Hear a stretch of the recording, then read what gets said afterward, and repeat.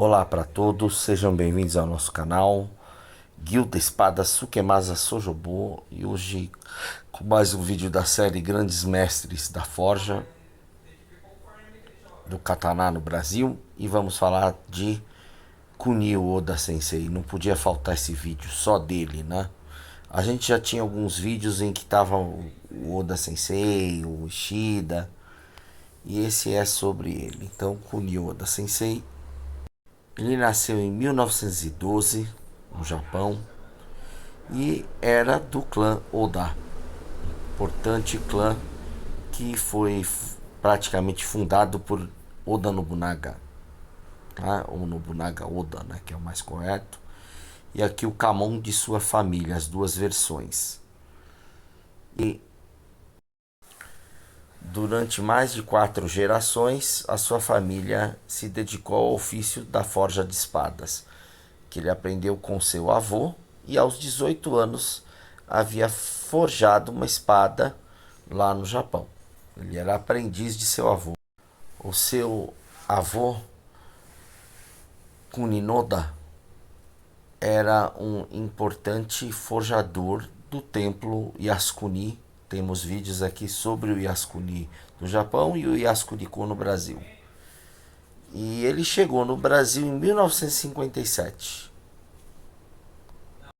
Estamos aqui no pós-Segunda Guerra, Japão extremamente empobrecido, e houve uma nova onda de imigração, e Oda Sensei veio nessa nova onda de imigração. E então, como todo japonês, fica um tempo em Santos, depois foi para Tupã, interior de São Paulo, e depois para Pereira Barreto. Essas são cidades, por exemplo, Tupã está muito relacionado aos problemas com a Shindoreimei, né, que a gente já conversou também aqui no canal.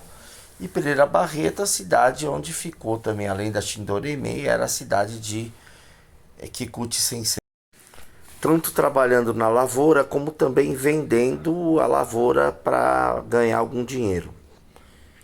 E claro, com aquela vontade de fazer a espada japonesa, né, que ele aprendeu no Japão.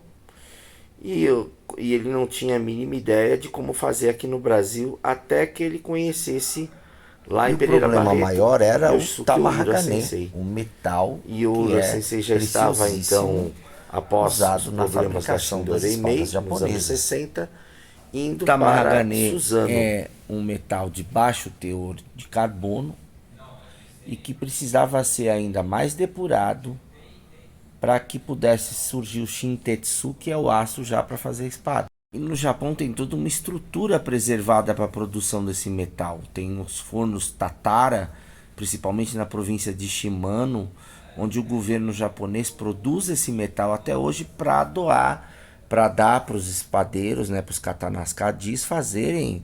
E os melhores pedaços são dados para os melhores mestres ferreiros. Tem toda uma hierarquia. Só para vocês terem uma ideia, raramente o Japão dá Tamahagane para algum estrangeiro. Agora, é importante dizer, Tamahagane é melhor que um metal moderno? Não, ele é mais artístico. Ele produz efeitos belíssimos de forja, que obviamente um metal moderno não tem essa qualidade. Efeitos estéticos, eu digo, principalmente no radar, da superfície da pele da espada, do aço, né? O radar é a superfície polida do aço, a camada polida que forma uma pele envolvendo a espada. Então, essas são qualidades do Tamahagane, e por isso ele é caríssimo. O quilo está em torno de $3.000 e precisa de 5 quilos para produzir uma espada, porque você do Tamahagane você vai extrair o Kawagane e o Shintetsu, o aço propriamente dito, e aí sim esticar a barra para fazer uma espada, ok? Então esse era a dificuldade que os mestres tinham na época. Aqui no Brasil não existia Tamahagane, e o Oda, como qualquer outro mestre que fazia espada, não fazia ideia do que fazer para poder produzir a espada japonesa. E quem destrinchou toda essa problemática foi o Kikuchi Sensei, pioneiro aqui da forja, né? Da Raienju, e o Yoshisuke Oura Sensei, seu discípulo, isso lá em Pereira Barreto, conforme a gente conversou no outro vídeo sobre a obra do Kikuchi Sensei. Então, o Kikuchi Sensei aqui na foto junto com o nosso jovem, então, Yoshisuke Oura, e eles, então, descobriram como fazer espada japonesa. E foi uma sacada genial. E agora você deve estar se perguntando, mas não é só pegar uma barra, sei lá, de 10,95, 10,75, tal, 51,60 e forjar e acabou? Não, não é tão simples assim. Esses mestres, eles queriam chegar o mais próximo possível do tamarragane. O tamarragane é extraído da areia rica em minério de ferro. Então, eles fizeram isso aqui no Brasil. E eu tenho essa pesquisa também aqui no meu dojo, na minha forja. E é uma das areias mais ricas em minério de ferro é a areia da Baixada Santista. Por isso, temos a Cosipa ali na Baixada Santista, principalmente em Cubatão. Quando você olha aquela areia escura, cheia de pontos pretos, minério de ferro. E eu fiz tamarragane aqui no Brasil, dá um trabalho monstruoso. Algumas das espadas que nós forjamos foi feita assim. Tem de misturar o carvão com um pó de ferro e ficar sob alta pressão num forno durante dias e dias. É um trabalho ingrato, viu? Tanto que inviabiliza comercialmente as espadas. Mas para aquele cliente que tem a vontade de ter e tem a condição devida de ter uma espada nesse nível, nós sabemos fazer. Isso aí não tem problema algum. E outra coisa, são espadas em que o trabalho é muito lento para a manufatura. 3, 4, 5, até 7 anos de trabalho. Por isso são espadas caríssimas. 20 mil, 30 mil reais. Tem projeto até de 40, 50 mil reais. Então,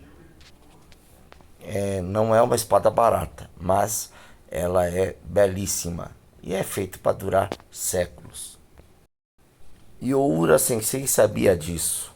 Ele foi o pioneiro em fazer uma produção comercial da espada japonesa. Ele sabia da realidade econômica do Brasil e sabia que era inviável fazer uma espada caríssima. Ele fez algumas, poucas, num nível que não perde nada para as espadas do Japão. Tem 2 dessas espadas estão no Japão, no Museu do Japão. E o restante em coleções particulares, mais ou menos. Ele fez umas 15 espadas desse nível. Eu, por exemplo, em 35 anos de carreira na forja, eu fiz 3. O Oda fez umas 2 também, 3 estourado. Ishida Sensei fez uma. E assim por diante. É muito difícil fazer espada desse jeito e não tem clientes para pagar. Se a gente estivesse comparando essas espadas com um carro, esse tipo de espada seria uma Ferrari, seria um Lamborghini Diablo, um carrão desses milionários, ok? Um Bugatti, pronto. O restante é de Fusca para cima.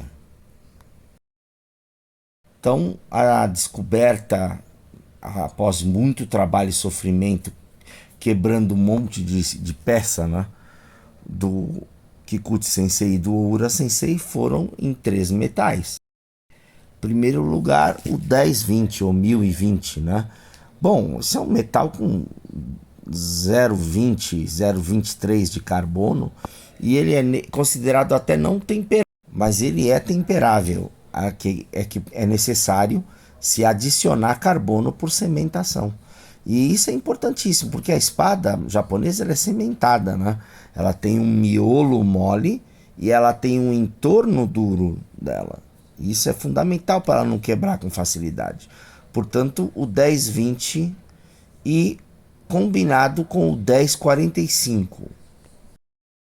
Novamente também necessária a cementação no processo E o 1045 tem de 0,40 a 0,44, 45 de carbono. O ponto de carbono da espada japonesa é 0,56, 0,56.6. Então o Ura Sensei também usava o 1055. Ou, na falta dele, porque não é fácil de achar esse tipo de metal, nem sempre tem no mercado, se compra o 1060 ou 5160 e abaixa para 5155 ou 1055. Ou seja, você inverte o processo quando tem excesso de carbono. Portanto, falar assim, uma espada de aço 1090, 1075, 1070, 1095 é boa para fazer uma espada japonesa? Todo aço é bom, só que aí você tem que baixar o carbono ou vai trincar. Se o processo for feito, o choque térmico, a têmpera, né, como é popularmente chamada, em água, né? Geralmente os cuteleiros modernos fazem em óleo para tentar evitar isso, mas não é um processo correto para a espada japonesa. Ok? Espada japonesa é têmpera em água, para você poder produzir um ramon real com bastante martensita.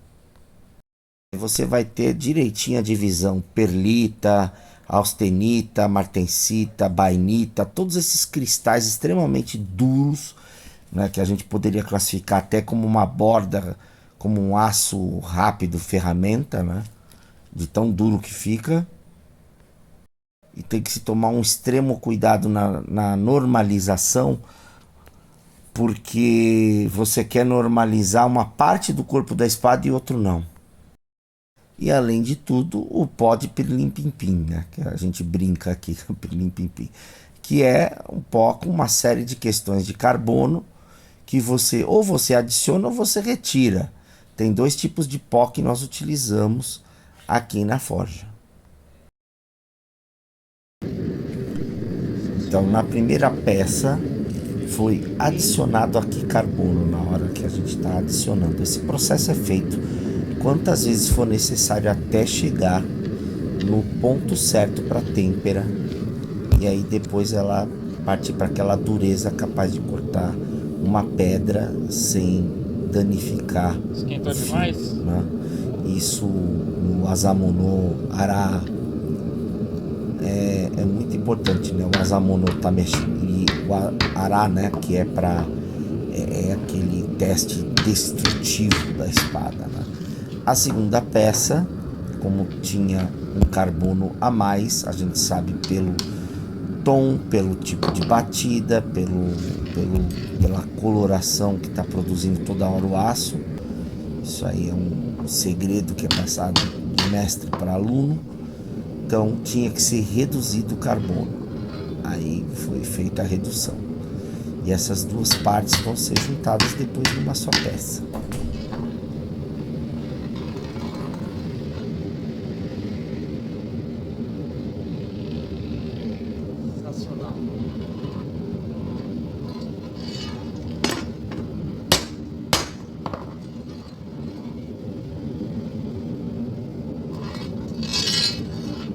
Então todas as fórmulas, tanto a preparação da água para têmpera, quanto os pós para adicionar ou diminuir o carbono da espada, tudo isso, inclusive a sopa primordial que equaliza o carbono quando a gente banha no processo de forja, isso é passado de mestre para aluno.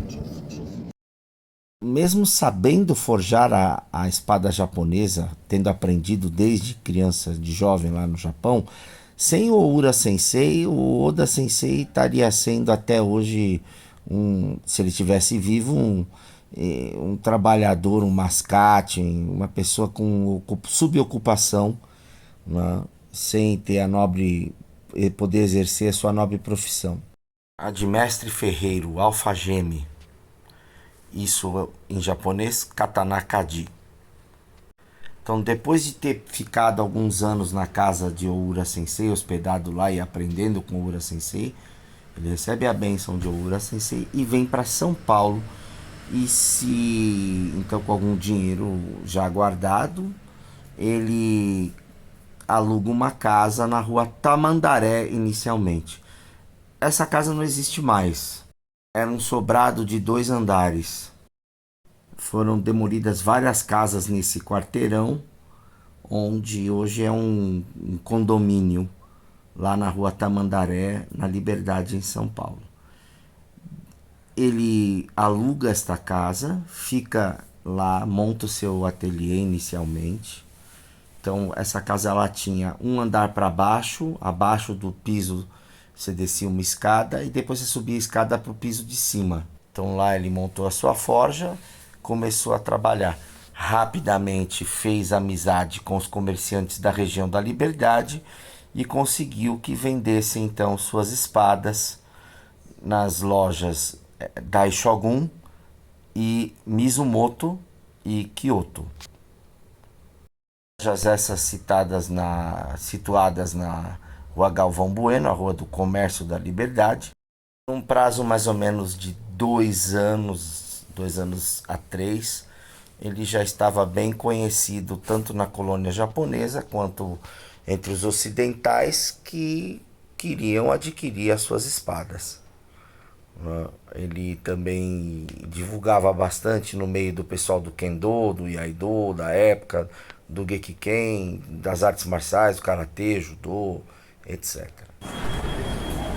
Bom, pessoal, aqui ficava a Mini Kimono, né, que também foi uma loja importante aqui na Rua Galvão Bueno, né? E aqui ficava a Kyoto, hoje é um Shopping Trade Center Kyoto, e ali na frente a Mizumoto. Eu vou filmar lá na frente. Então o bairro vai mudando, né, constantemente aqui na Liberdade, mas há muitos anos atrás era assim. Então estou colocando os pontos relevantes para espada japonesa. Então aqui a Mizumoto, que eu já falei para vocês que no passado vendia Shinken, agora vende só bugiganga.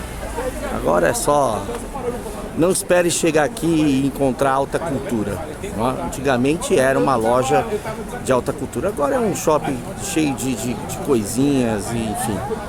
Então as coisas foram fechando, né? Era a Mizumoto e a Kyoto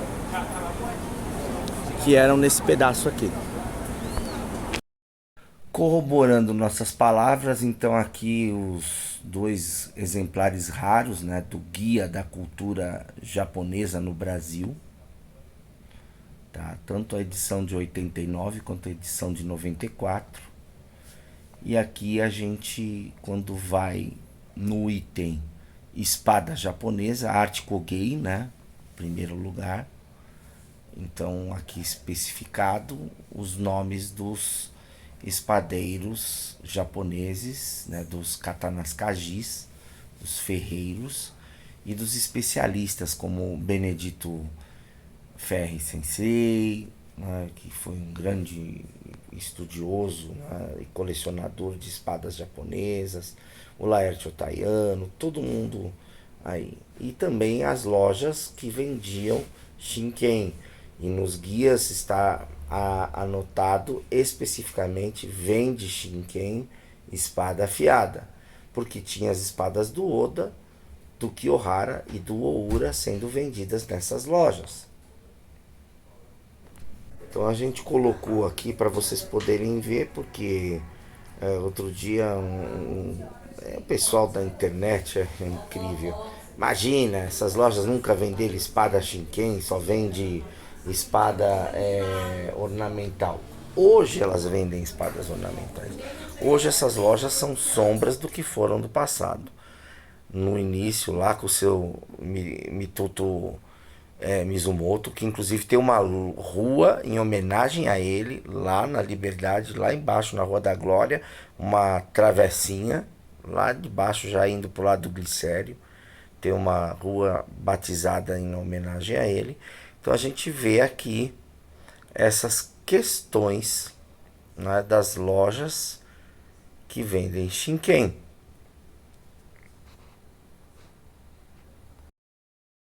E é uma coisa que a gente fala sempre aqui no canal, o mundo era diferente. A própria Liberdade, tem um link aqui nesse vídeo, para você ver a Liberdade dos anos 70. É completamente diferente do que é hoje. Porque você tem, claro, a rua, os ornamentos e tal, mas as lojas eram diferentes. O padrão de produtos era diferente. Naquela época você tinha produtos artesanais, de fato, de mestres que estudaram técnicas de manufatura no Japão. Hoje você tem uma predominância de produtos industrializados chineses, coreanos, assim tal, e mesmo japoneses que são, vamos dizer assim, populares, né? Com itens feitos de indústria, plástico, esse tipo de coisa. E as espadas, então, vixe, ave. Você chega lá, é espada de R$ 200, espadas decorativas, né? Que não tem valor algum, que a gente fala no jargão, espada de doce, né? Que pegou, quebrou.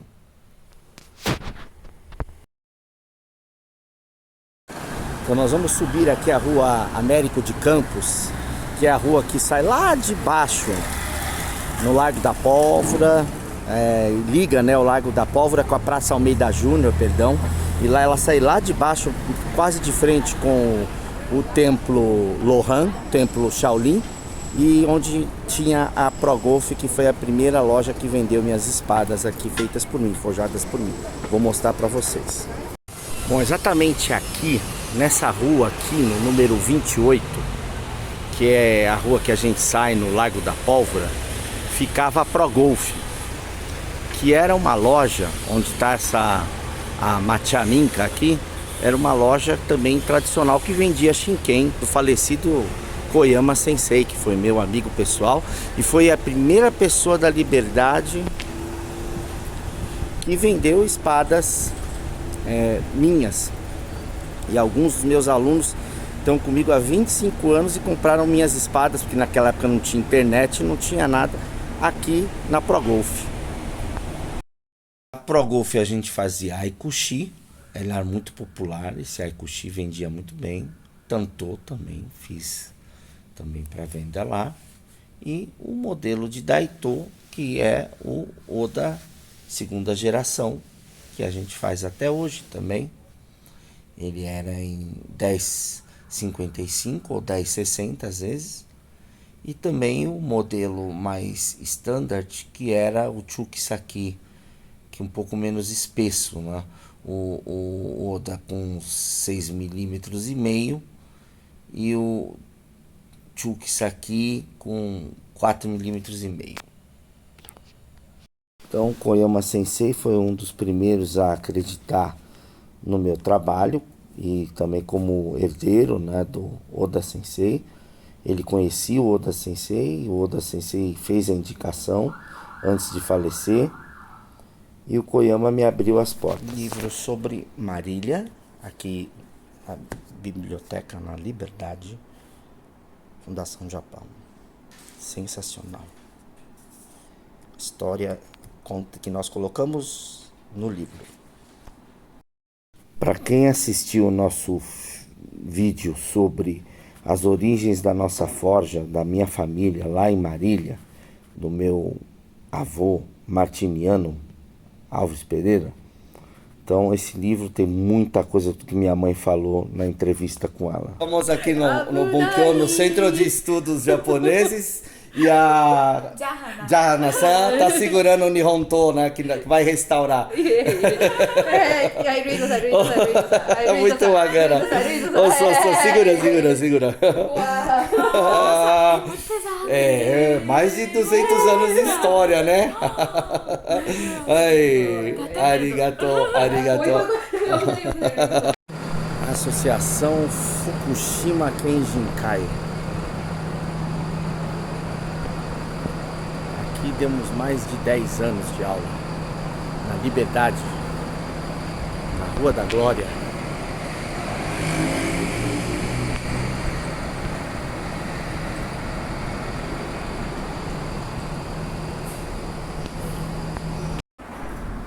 Aqui no salão.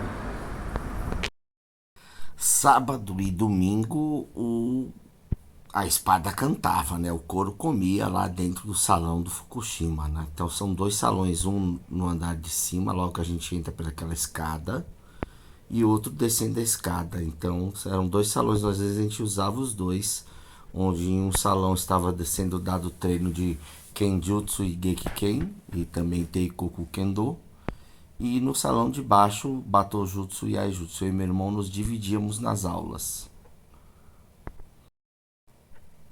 Então, o treino com e sem Bogu, com Bokuto, também com Shinken, os treinos de Tameshi, de Kembo, de Shibu, de Kabuki.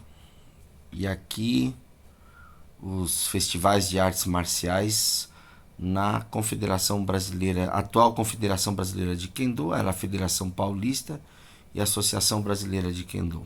Por ter nos colocado diante desse caminho, que é o caminho dos samurais, Yamashita Sensei esteja no céu e sempre é lembrado aqui.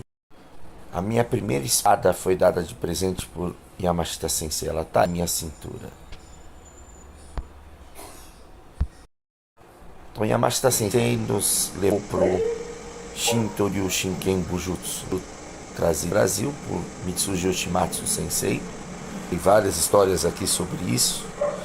E no Shintoryu nós aprendemos a grande profundidade do espada Yaijutsu, Batojutsu, estilo milenar do Japão. E foi sobre os ensinamentos de Tsukimoto Akira Sensei que se abriu um mundo para nós. Nossa, foi maravilhoso. Eram vários tipos de bujutsu marciais trais. Bom, quando eu fiz essa demonstração aqui no nosso dojo de Santos, São Paulo, esperando, a gente estava aguardando a Associação Japonesa ser devolvida, ainda ela era tomada pelo exército. Muita gente aqui nem havia nascido ainda. E eu já estava no grau de Chuden, equivalente ao 6º Dan.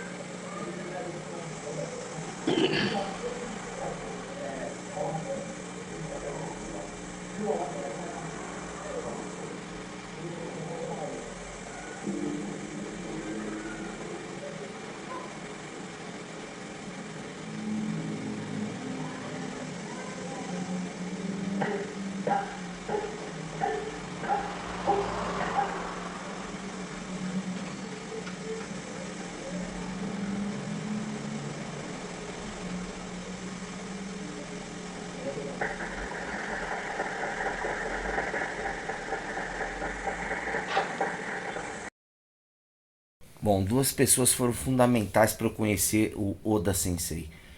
Tsukimoto Akira Sensei, meu mestre de Iaido, Iaijutsu e Batojutsu.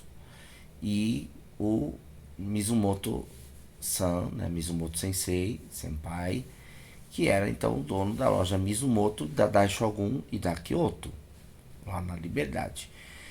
Foi ele que me apresentou Oda Sensei, e junto com uma carta do Tsukimoto Sensei, a gente pôde apresentamos em todo o Brasil nas mais importantes associações tradicionais japonesas. O Sensei Akira era um erudito, conhecia todos os mestres da espada, então se abriu. Um mestre maravilhoso, além de muito severo. Eu e meu irmão treinávamos muito maravilhoso, e com katana. Então aqui as primeiras peças forjadas. E apresentamos em templos. Foi sensacional. Sensei, meu irmão, o mundo se abriu. O Sensei nos apresentou diversos mestres da alabarda, muito Tainatá, do Iari, graças a Deus, da lança, pela confiança dos nossos mestres. Meu primeiro arco e mestre flecha, de Kendo, Poiko, Haruka Yamashita Sensei, que foi Togazawa direto Sensei. de Nossa, Kikuchi foi... Sensei. A nossa vida mudou Além de totalmente. tudo isso, também nós treinamos. Era maravilhoso. Aftagawa Sensei, cá que estávamos, nos desenvolvendo no caminho tradicional agora, que difere do mero esporte. Olha, é importante lembrar que nessa caminhada, nós estamos montados no encontros com pessoas muito importantes e maravilhosas diante do caminho. Esse foi o nosso background. Tsukimoto Sensei e Shinzato Sensei, grão-mestre do Shorin Ryu.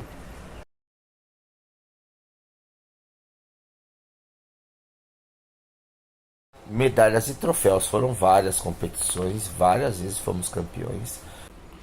Também são anos e anos trabalhando juntos, desenvolvendo o Koryu aqui no Brasil, juntamente com o Yagyu Shinkage e Jason Sensei, Marcelo Sensei.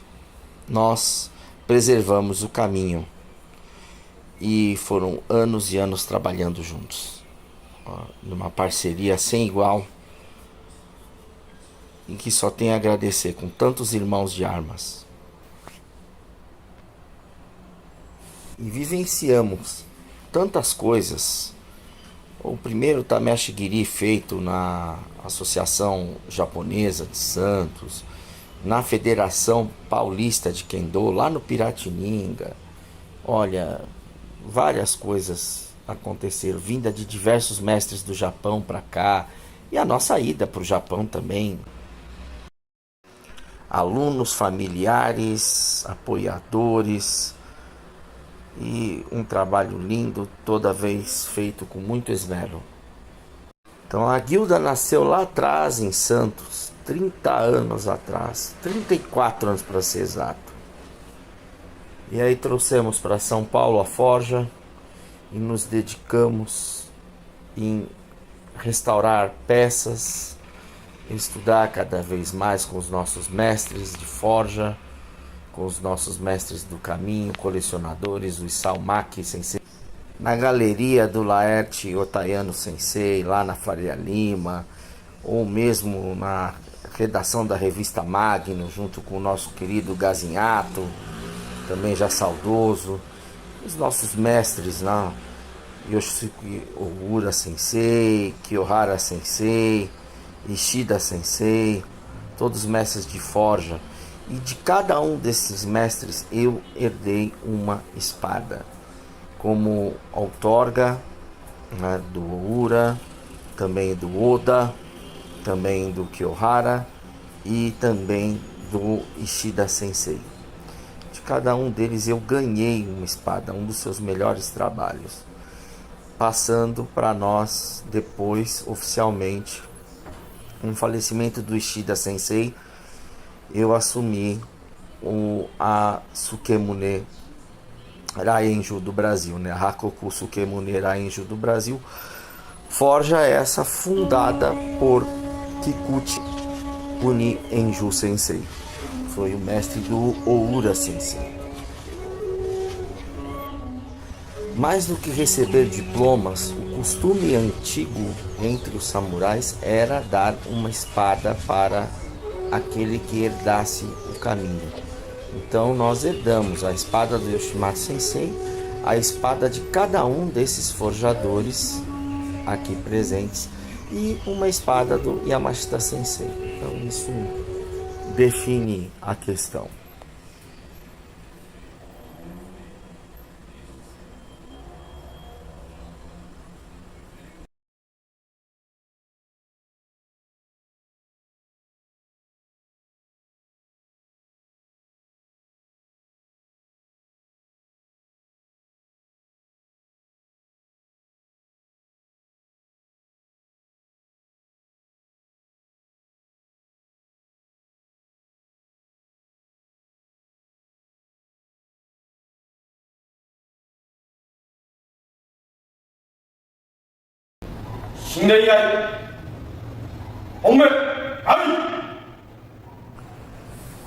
Essas espadas não foram dadas de graça, assim. Foi fruto de muito trabalho, muita dedicação, muita limpeza de forja, muito suor, muito sangue dado no caminho. As pessoas pensam, veio fácil, de jeito nenhum. Todos esses mestres, mesmo Ishida Sensei, todos eram muito severos no ensinamento. Então, e nós recebemos a excelência de cada um deles.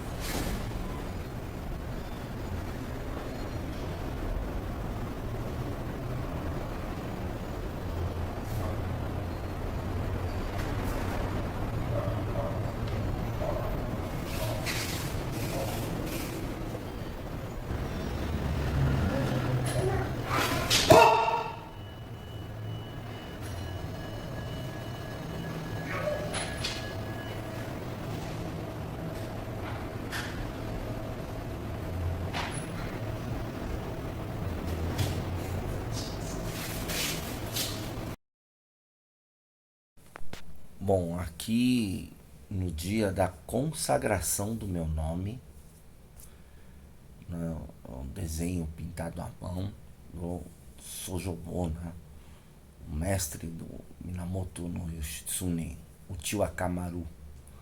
Então, fui consagrado a esse importante kami, que também foi vivo, né? O nome dele era Kishi Hongen, era um estrategista.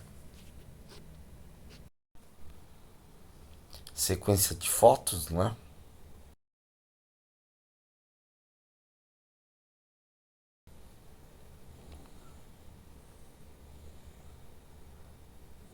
Aqui o Kikuchi Sensei, ambos antes do falecimento, né? E aqui o Yasukuniko Brasil, que é o Oda Sensei.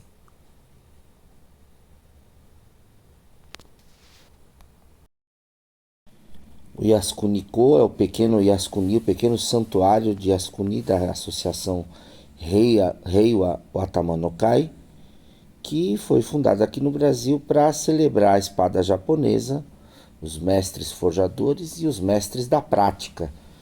Isso não tinha nada a ver com o Kendo, tá? Mas sim com o pessoal do Kenjutsu, do Gekiken e do Katanakadi. O pessoal do Kendo que estava vinculado a essa questão de Shinai, etc., não entrava no Yasukuniko Brasil. É para os mestres da espada viva, da lâmina verdadeira, do Shinken. Bom, aqui os trabalhos de Oda Sensei, né? O estilo de forja dele. Uma wakizashi que ele fez, restaurada. Isso aqui eu fiz muito polimento dessas espadas.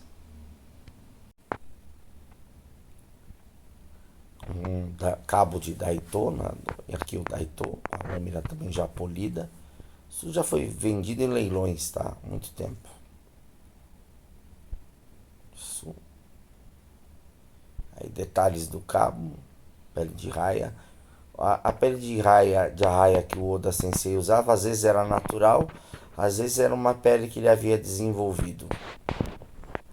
E aqui também uma das melhores espadas que ele fez, que pertenceu ao Mitsuji Yoshimatsu Sensei. Eu fiz também, não só Tameshi, como também o Kyomegiri, né? Um ato especial do Shitoryu com essa espada. Maravilhosa. Uma raridade. Uma aura do Gu muito bem preservada. Com aço azulado escuro. Os caras ensinaram essa feita arte pelo também pro moço Oda Sensei. pro Odeano. É importante dizer que o Oda Sensei ele tinha então os modelos que a gente faz até hoje, que é uma espada standard em torno de 350 a 500 dólares, uma espada em torno de $1.000, que é as primeiras que vocês viram as fotos, e a espada Aoi Kodogu, né, Tachi, essa daqui, acima de $1.500 e uma TAT especial também em torno de $2.000. Nós praticamos esses preços até hoje. Então, nas espadas standard que nós fazemos, a Suekoto Oda, por exemplo, a Musha Katana e a Suekoto Oda são espadas que são valores standard. Apesar da Suekoto Oda ser melhor que a Musha, depois vem as Oda especiais, que em torno de $1.000. E finalmente as Tachi Odas, né, que são acima de $1.500. Então, nós seguimos a tabela do nosso mestre. As espadas são produzidas a Oda de... Eu sou a segunda geração do Oda Sensei. Então, Odas de segunda geração. As duas estão juntas, hein? Depois do falecimento do Sensei, Falta mais uma pra cá. nós fomos o maior responsável, junto com o Gazinhato-san, para manter a memória do Sensei viva. Então, em todos os termos, tanto com as suas peças, quanto com a restauração delas, a manter o nome da forja ativa e viva, mandando para o Japão as peças melhores que nós forjamos, os oshigatas, os detalhes, as fotografias, tudo é documentado, tá tudo aqui no canal o que acontece. Então, por exemplo, a gente passa anualmente um relatório para a Raenju do Japão das atividades que são feitas aqui no Brasil, as forjas, as peças, clientes, etc., quem comprou. Então é tudo documentado, muito legal, porque é uma prova histórica e não é fácil, não foi fácil na época do Oda Sensei também. Quanto tempo o Oda Sensei demorava para fazer uma espada? As mais fáceis em torno de 6 meses a 1 ano, as médias de 2 a 3 anos e as bem complexas acima de 5 a 7 anos. Ao todo, o Sensei produziu umas 350 espadas, sendo que umas 30 de alta qualidade. Exposições foram feitas em torno de umas 4 exposições com a temática e também com as espadas que o Oda Sensei e o Ura, todos esses catalistas fizeram. E a gente fez isso tanto de Santos quanto de São Paulo. Foi feita também exposições em Paraná, em vários lugares. A gente tem mantido o legado.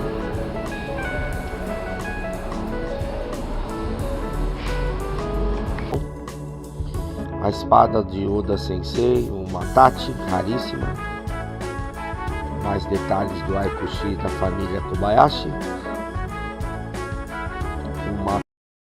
Bom, e aqui o nosso trabalho já, né? A Suekoto Oda com Ri, uma espada mais comercial, voltada para o Yaijutsu, Batojutsu e Aido,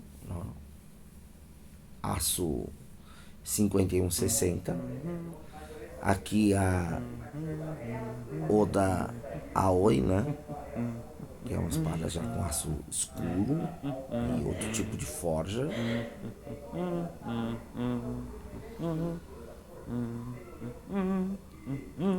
É uma das espadas que nós temos muito orgulho de fazer também.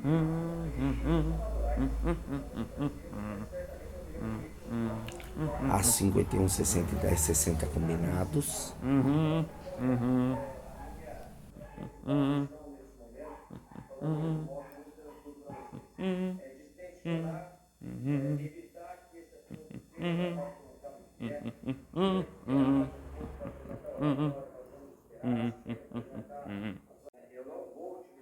Koshirai dela é importado.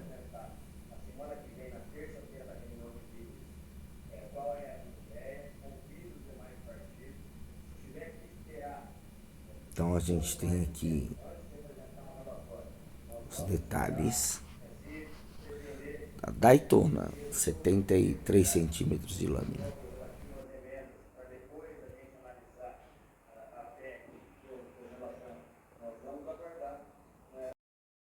A Tati Aoi Kodogu com Ri, especial também, azulado, aço, lindo.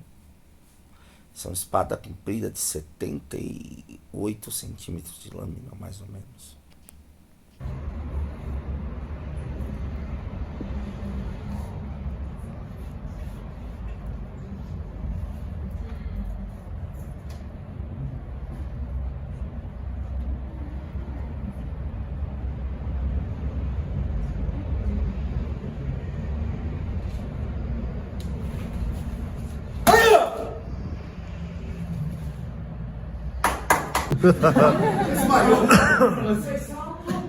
Kimochi, né? Sakima.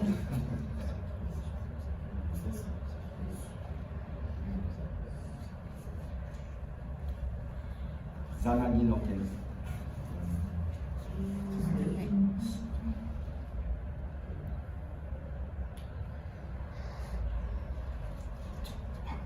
Konki.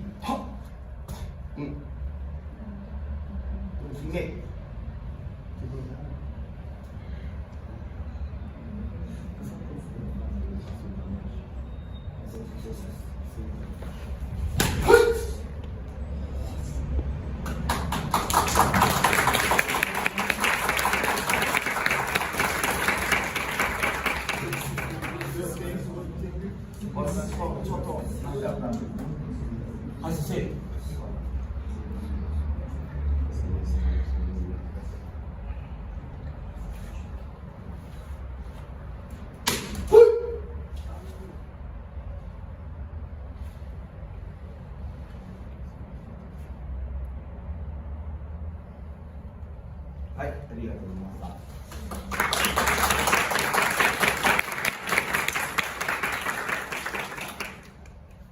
Esses são os motivos pelos quais, quando você lida com uma espada, você tem que ter muita responsabilidade com ela. A espada não faz carinho, ela corta. E uma vez que ela sai da bainha, acabou. Não dá para pedir desculpa. E essa maneira de manter vivas as espadas, né? Aquela que eu usei anteriormente foi katana forjada por Oura Sensei, Yoshisuke Oura Sensei. Agora, essa aqui, esse katana, é a história do Yai no Brasil, esse é do Yoshimatsu Sensei. Mitsuji Yoshimatsu Sensei. Esse é o katana dele, que está passado do Tsukimoto para a nossa família, ser guardião.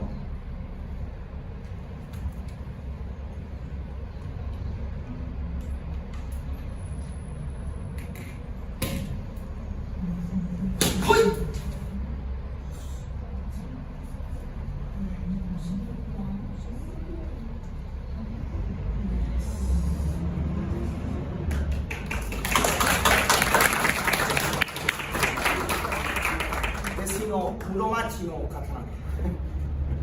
Nihongo desu.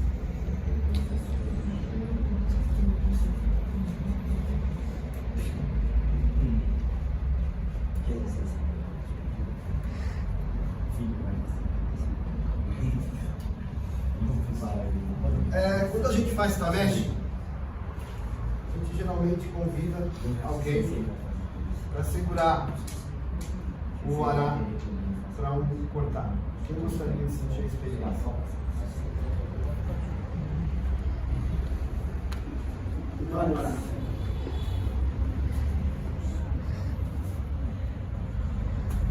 um momento.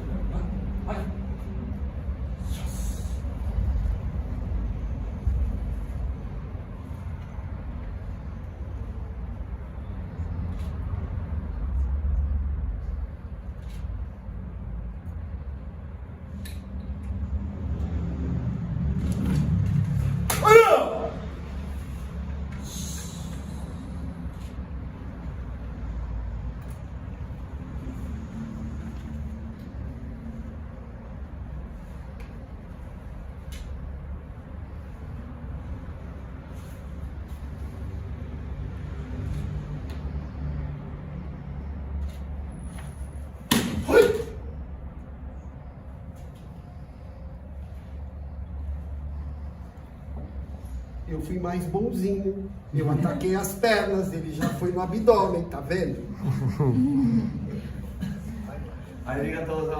Esse você pode levar. Tem mais. Tem mais. Quem gostaria de segurar? Plateia? Coragem. Vem, Thiago. Limpa de novo. Não é nem medo dele, mas é porque eu acho que ele tem que ter força pra segurar. Não. Sem ser.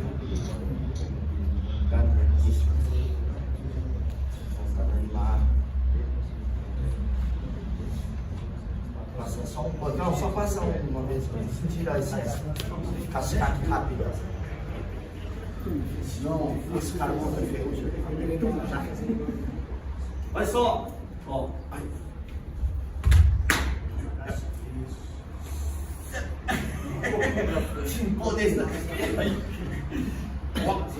Você já não mexe na apresentação, não há apresentação. É, não mexe. Põe o joelho pra fora.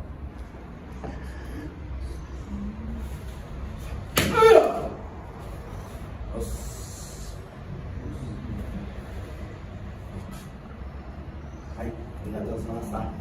Segura o outro. Segura assim, esse. Segura o outro. Aqui. Não mexe. Já calculei. Não mexe. Respirar. Tem que respirar o sensor. Vocês estão segurando.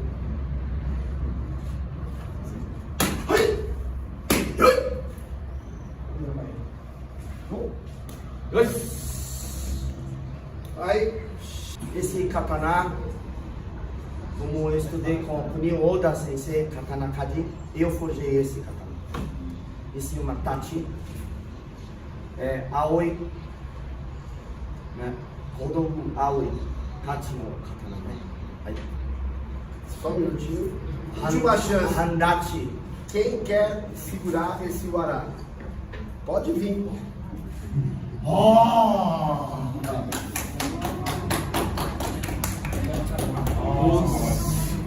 Ousou. Ousou samurai, né? Ué. Esposa de samurai é o Samurou. O gueixa. Ele não mexe. Eu já vi o espaço, já calculei. É só. Tachi Oda no Taneshi Miri.